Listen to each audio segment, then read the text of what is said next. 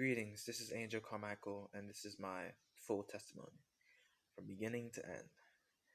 And my story begins, well, it begins before my story begins. My mother and father, well, my mother she was really, going to marry somebody else.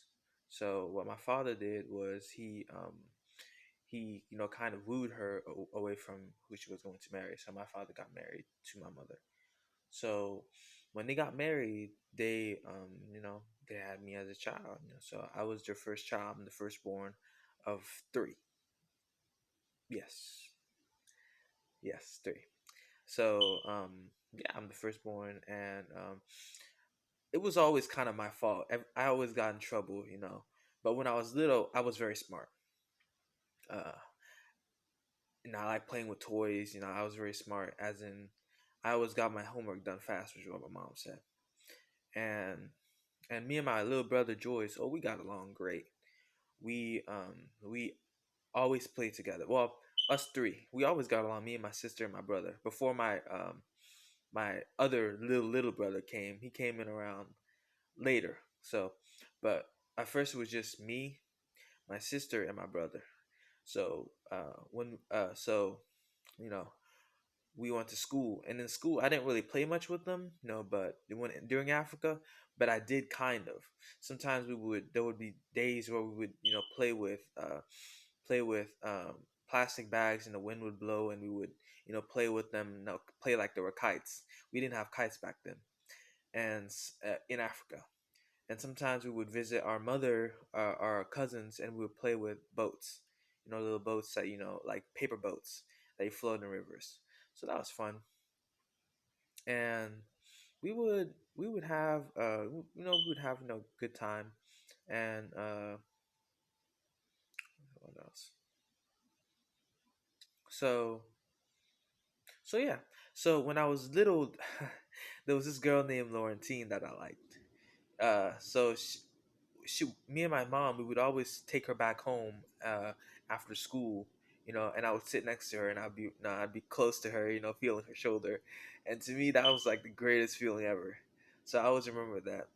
And I liked her, and me and Laurentine, during school, this was when I was like 5 years old. Well, this is when I was like 7, 8 years old. But before that, when I was like around 6, I was playing mommy and daddy with this girl, and we kissed.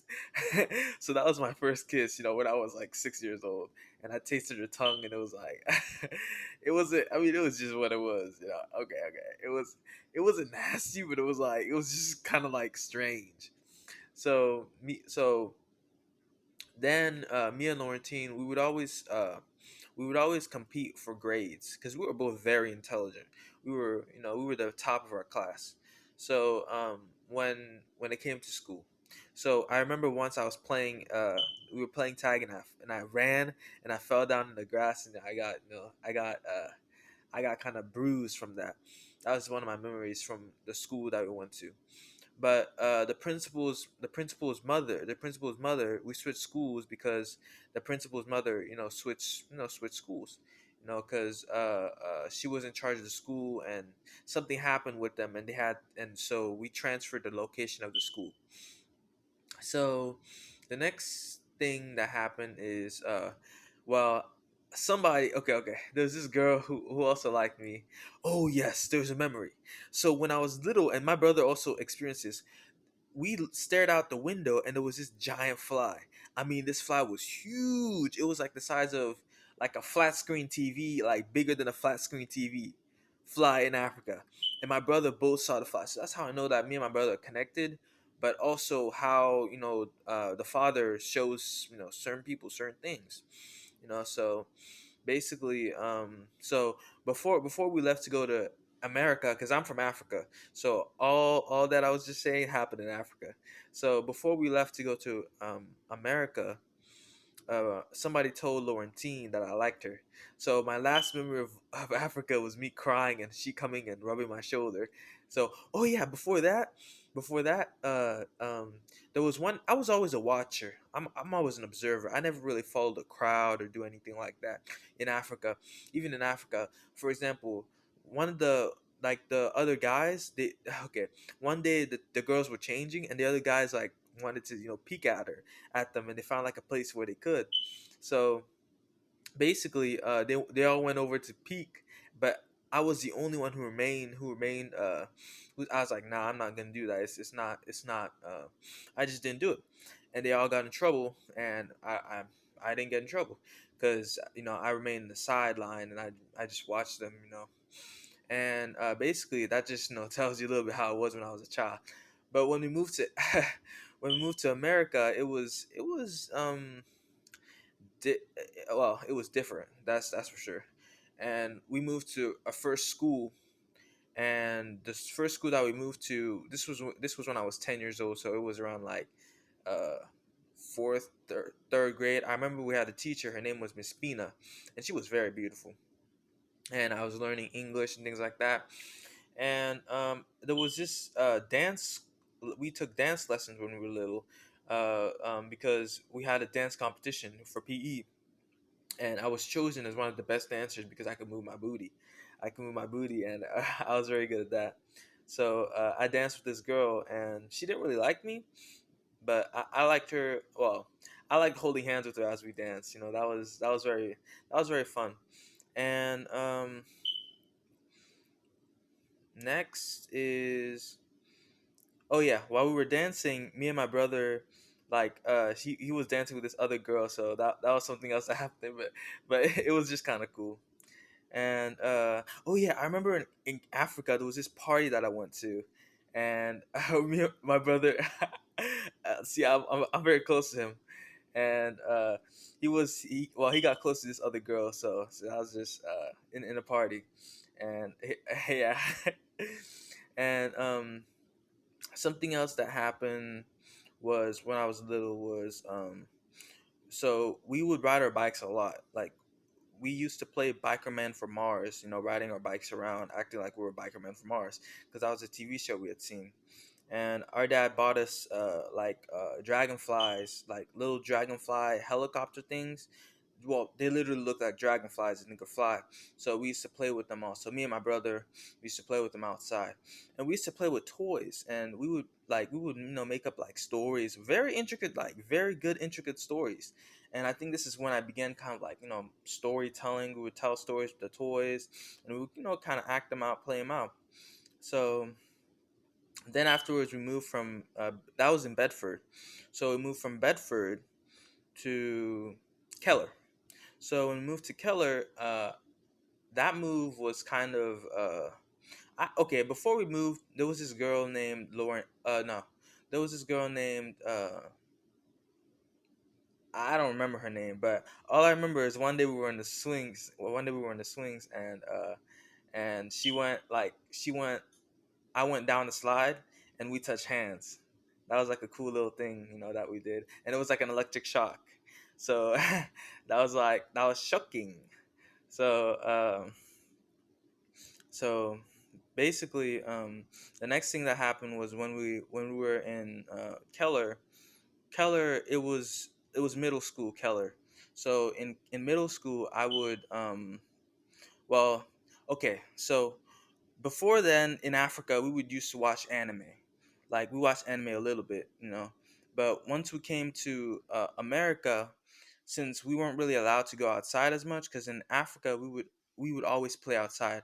I remember once in Africa I had a bike, and I tried to jump over the river with a bike, and I fell inside the bike, and I fell inside the river, and I got all wet.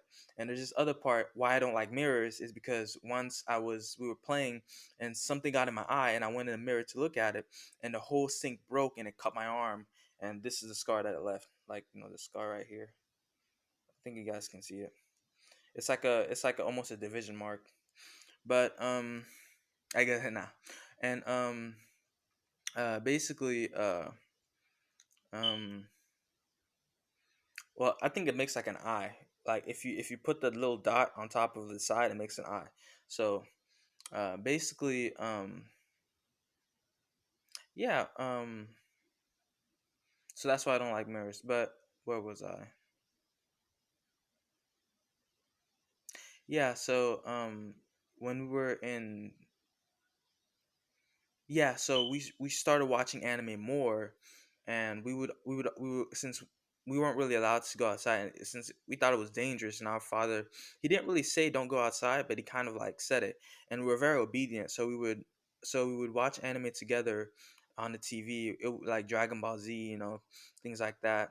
So we kind of got into anime, violence, things like that. But later on, I would get into more anime by myself. I would start watching anime by myself, and I watched this anime called well, it's not a good anime. So like it's basically like naked girls in there, and I try to look up like the anime, and it turned up to a porn site. So that's the first time that I got into porn, and as soon as I saw well, yeah, yeah. So yeah, and I basically wet my well, yeah. So that got me into porn, and that's the first time I saw like a naked woman, and it was basically an accident.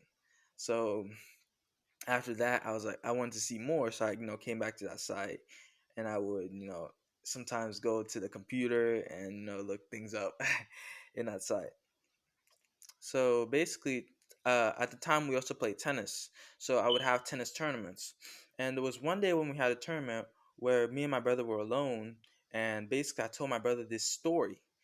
I can't remember what the story was, but it was my first time ever telling my brother this story. And we were stuck in a car. We had nothing better to do, and this is when I began, storytelling. And I think that's what actually made me divert from going the tennis path. That storytelling, because I began to have more love, for storytelling than for tennis. But I'm thankful that that happened, because even though I, even though later I would write like a really bad book, it all happened good for a reason, because I got away from sports later. Um, basically, so then was middle school. Oh yeah, there was this girl named Emily, and basically, I liked her, and I gave her a hug from behind, and she was blushing as we left. And I was trying to catch up to her, to see her, and it was during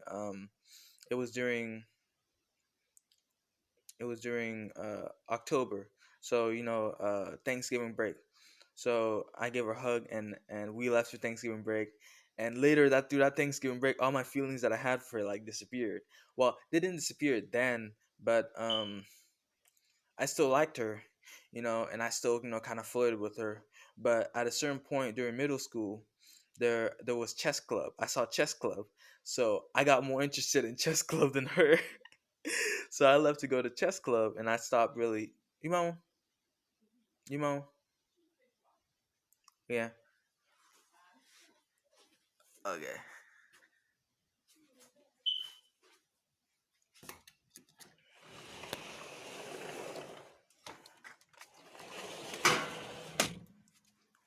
Okay. So I left to go to chess club, and basically, once I did that, uh, so I was more interested in chess club than her, and I think she got kind of like well, she had kind of like resentment from that, and she didn't really like that at all. so so but I kind of had to like play chess, because after that, me and my brother started playing chess together, and we really bonded, playing chess. And I got really close to him, like really, really close to him. Me and my brother, like, we got really close as well. And later on, I would play tournaments. It would be tournaments, playing tournaments. And basically, high school happened. And in high school was I mean, my first like I never really liked homework, math in high school was all right. It was fine. It was just fine. I didn't really in middle school. That's when it kind of got hard, but I kind of wasn't even interested in math. Like I really did, I just copied homework. I didn't really do homework. I cheated, and but I had my own little group of people who I would cheat with. So that's why high school was at least high school was easy, from freshman year to sophomore. So then afterwards we moved to Grapevine, and Grapevine was, oh yeah, there was this girl named Ika. Yeah, she was a good friend of mine. So then we moved to Grapevine, and Grapevine before we moved, my dad, I went I went to work out, and my dad said, basically he said, if you work out, I'm gonna take away membership, and that kind of broke my heart because I was really starting to really love working out, and my dad, he said, don't work out anymore. So that made me later on that made me decrease working out, and eventually I would stop working out altogether, and that would make me like not play tennis, eventually down the road. So basically, when we moved, that broke my heart completely because I didn't have any friends and things like that. So I basically shifted my energy to information. Well, once okay, I started watching way more anime, like anime, and me and my brother we really stopped playing chess together, and we started watching anime more and talking about anime, and so I would watch anime basically all day. And one day I got a pain in my eye and I had to go to the hospital to that. And they said it was like something that only 20-year-olds got, or 40-year-olds got. I guess it was from watching too much anime. So basically, and I was still watching porn and things like that. And so that was really an issue. And basically, later on, I would um later on yeah. So later on, well, me and my brother, like in middle school I wrote this story, called it was about superheroes, and it was about myself, and it was about myself writing a story about myself for a star test. So I thought it was the best story ever, so I was like, okay, I'm gonna continue the story. I read it to my brother one day, and he liked it, so I was like, I'm gonna continue the story. So I continued it, and I began writing it some more, and I added more things. And it got super convoluted. So so I continued writing my story. I really picked up writing my story. Like I really went forward with it. Senior year of high school. So because we moved to Grapevine, junior year of high school, and junior year of high school, I played for the tennis team. And one day when we were playing tennis, I had this dream of me skateboarding, and I would skateboard, and I would skateboard, and I would skateboard. But then I hit a wall. And then the dream ended. I didn't really hit it, but when I reached the wall, the dream ended. So I was going downhill, and I was like, what is that? And I knew it was like an omen of me like hitting a wall at a certain point, but I wasn't sure what the omen was. So basically, afterwards, I wrote I stopped. I basically stopped. I kind of stopped tennis for a while, and I stopped working out altogether, and I kind of stopped tennis. I stopped tournaments because one day my dad said, "Oh," he said, "Do the stepper." It was a workout that we did, and I refused to do it because I thought it was stupid, and so I was just refused to do it. And this was when I started working for a job. I started working for Whataburger, and afterwards I started working. I got a job and I worked for Whataburger, so I got my own money. And yeah, that was fun working for Whataburger. I worked for this and for this guy, and he always said, never rush for anybody. Always take your time. Always do things right. So I kind of look back at that. So I never rush. And basically, I like working, and I like working. I like making money, and I had to. At a certain point, I had to. Oh yeah, one day we went to like a party for tennis for this guy named Charlie Mosley. So that was a cool party, and basically, at a certain point, I had two jobs. I had Whataburger, and I had this digging job that I had for this guy, and I was digging for his pool. And basically I made a lot of money, and well, I made a lot of money for a high schooler. I had two jobs and I had school, which is pretty big for a high schooler. And basically, after that I um I basically uh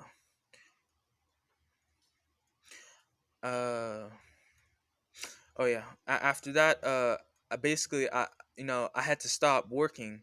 I stopped working, because I wanted to continue. I wanted to finish my book because I knew I would. I knew this was my last chance, because afterwards I would be, I would be graduating and things like that. So I only had one shot to finish my book with my brother. So so on a certain day, it was I remember like it was yesterday. It was in a car. We were in Chick-fil-A. Okay, we had decided to eat a lot of Chick-fil-A because we decided to go vegan or something like that. We eat a lot of burgers and things like that, to get that desire of meat off of us. You know, uh, basically, but we were there, and I told him, man, like, we have to finish the book. Like, this is gonna be a big book, like, because it was in my mind, it was like the greatest story ever written. Oh my gosh! But now I know it's like a evil, because my little brother said it was evil. Oh yeah, in between that, my little brother got born. When we were still in, I think in Keller, my last little brother got born. So I have two little brothers and one little sister, and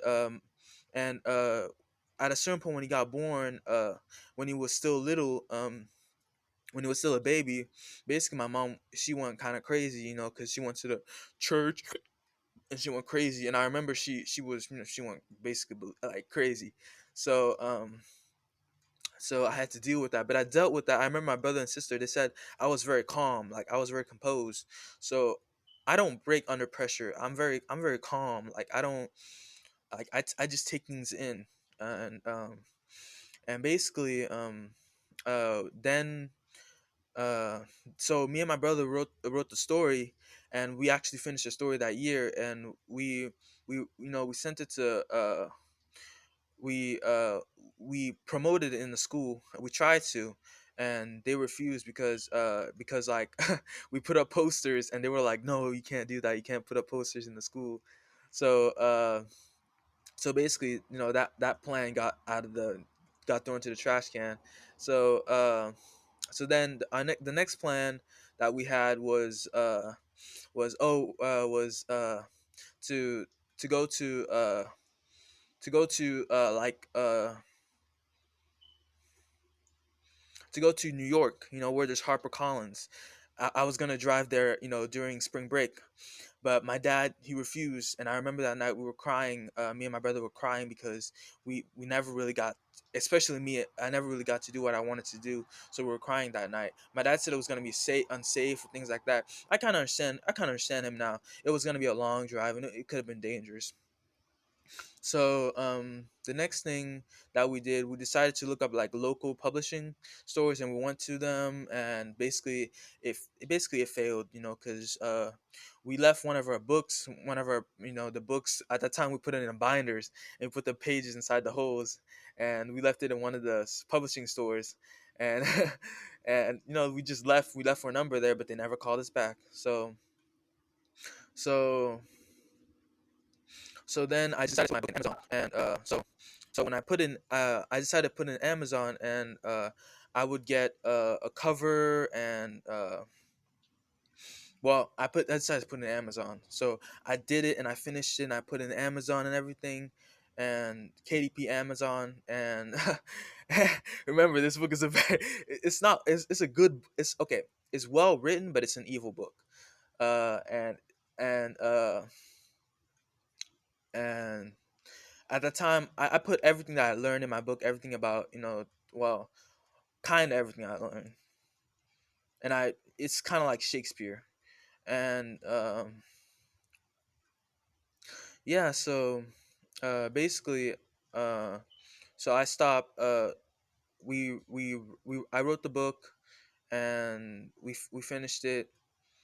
And and then we went to, well, okay, so at that point, I met somebody. I met, the 13th son, and that was the first time I really got into information, like information actually about myself. So his message was get back to nature, stop, sins and things like that, wear a turban, things like that. And so that's so throughout my path, I really had to experience. That's what I experienced. So I know the first thing I did was I bought a turban, and I followed him, and I followed everybody he followed. and I bought a turban. So that was kind of awkward at school. I would wear a turban, like suddenly I wore a turban. Everyone was like, "Why are you wearing a turban?" And I said, and basically I didn't have to say because I never said anything. And she said, "Are you wearing a turban because of your family, something, something?" And I just didn't say. I just agreed with it, so I didn't really say anything. And basically at that point, it was during like Black Lives Matter, Trayvon Martin. I was so that was happening at the time, and I was on Twitter and I was looking at all of that, and I was getting mad, I was getting angry. I wasn't playing tennis. Work was gonna be soon. I was, and I was trying to quit watching porn, so I was mad. I was I was stressed. So one day my dad and my mom came from a tournament. My dad and my sister, my brother came from a tournament. I was mad, and he saw me, and and he basically said, "Oh, you look old with your beard," because I was growing a beard and I stopped shaving. I wasn't working, but I was going to work, and basically, and I said, "Yeah, I look, I look older than you," and he got mad. I never should have said that. I should have honored my father, and my mother, and I didn't, So that's why I got punished, and he kicked me out of the house. So when I got kicked out, I remember driving down the road, and I was driving, and it was, and the birds, the crows were crowing. They were like, caw, caw, caw, caw. It was an eerie night. and and at first I went to Starbucks, but then I was like, I decided to go to my mom. So I went to my mom, and at the time she was living with this woman called Jolie. So I had to wake them up at the middle of the day, at the middle of the night. I came there, and they accepted me in, and I slept at in the salon. I slept in the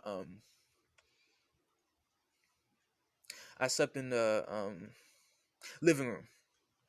So I slept with a bed there, and basically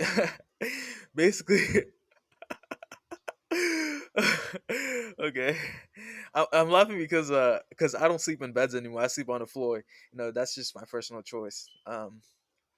And basically, so later on, I would have, okay. So I met this, okay. So then I started working at the carpet cleaning store, and I started cleaning carpets every single day.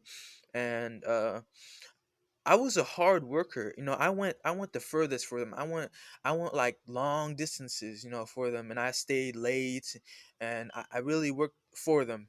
But when I saw my paycheck, I was mad because my paycheck wasn't that much for how much I was working. And I looked up online and said I'd be making $1,500 a month, and I ended up making only $800 a month. So I was wondering, why is my paycheck so small? And I got mad and I got angry. So I decided to steal money from them. Okay. So I would clean the houses, but I would like do it secretly on the side. And and I met this millionaire called Mr. Rana, and he basically looked at me as like, I was cleaning his house, and he described to me his job. And basically he said, "Oh, you can work for me, you can make a lot of money." And I was like, "Oh, okay, cool, cool, cool." So I started working with him, and I was meeting a lot of rich, homeowners. So I thought to myself, oh, okay, I can sell his electricity product easily. It was called ambient energy. So I did that, and basically, uh since I was looking for people, to work under me, I went on Twitter and I said, "Oh, if anybody's looking for a job, just contact me." So lo and behold, uh, lo and behold, Javari, he contacted me. He was like, "Oh, I need a job," and I was like, "Okay, okay, sure." So we didn't meet at first. At first I was cleaning. Well, the first time we met, he was late, and I was just sleeping in the park, and I was waiting for him, and we talked, and I didn't get him to pay for it, but we said we're gonna meet again. I never really got him to pay for the ambient energy. I never really even got one customer, but that's how we met. So later on, so graduation, I missed graduation. I didn't really go to it, because I was working for you know Ki- Kiwi, so I didn't really go to it, and because I had my first interview that day that graduation was on. So basically, yeah. So I worked for afterwards, and he wanted to work with me, because he was I was asking, oh, how is it going, how are you selling. I asked him, how's it going, how are you selling the products, and he said, oh, he said, no, it's going pretty well. Well, he didn't really say that, but um but basically, yeah, oh, you can't see me. Yeah, so at a certain point we started working together, and when we and I remember him showing up, like he was looking all, kind of not good, with scraggly pants and things, and not really professional. But we worked at a house, we were late, and we went there and we cleaned, but she wasn't very happy. And the next houses we did, I kind of we were late again, but I was like, okay, I'm gonna trust him, that he knows what's best, and I'm gonna take, heed. I'm gonna see where this goes. This was always my thinking when, dealing with him. I'm gonna see where this goes. I'm gonna, trust him, have faith, that everything's gonna turn out in my favor. And in the end, everything did. So basically, I so one day we were one day we were at a store, and we were just talking, and I remember that day went by like it was like time was slowed. It was like the strangest thing ever. And so that was before, I think that was before we really even, he ever, well, was that before? Yeah. Nah, that wasn't before. Yeah, that was. um I'm not sure when it was, but I remember us talking, and somebody was listening to us, and he was like, "Oh, what are you guys talking about?" And he kind of, and and yeah. So the next thing that happened was, so we would do, cocaine, during in the middle of working, and that was the first time that I did that. And I really didn't see like, I didn't really see the benefits. For me it seemed like nothing. It was like breathing, just it wasn't like breathing, but it was like I wasn't even doing anything. Like, to me it meant nothing. It's because we were, just doing little doses, and while working, and he always said, "Oh, clean your nose." so so we would do that in between the houses. And one day when we got the money for cleaning, we were cleaning a big house.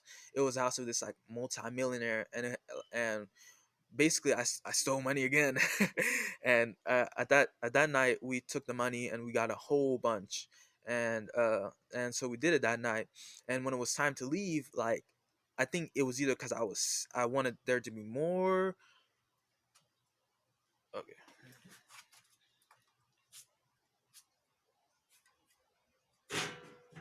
I think it was because I wanted there to be more cocaine, or I wanted there to be more, and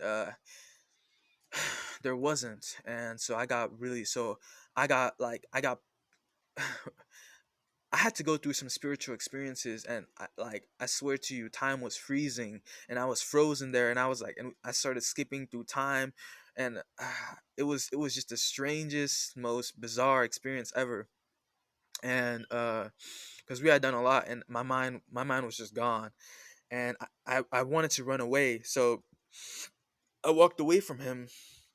I walked far. I walked to like the other street, and I wanted to walk away, and I was like, and I started saying, "I'm fake. I'm fake. I'm fake. I'm fake," because because I was on Twitter at the time, and I just thought I was fake. And so so at that point, I was I was about to leave, and he said, "Oh, if you leave, you're gonna go to a mental hospital." And I was like, "Dang! So should I leave?" And I decided to not leave. I decided to come back. He said, well, what made me decide to come back was, he said, "Oh, if you leave, they're gonna tow your car."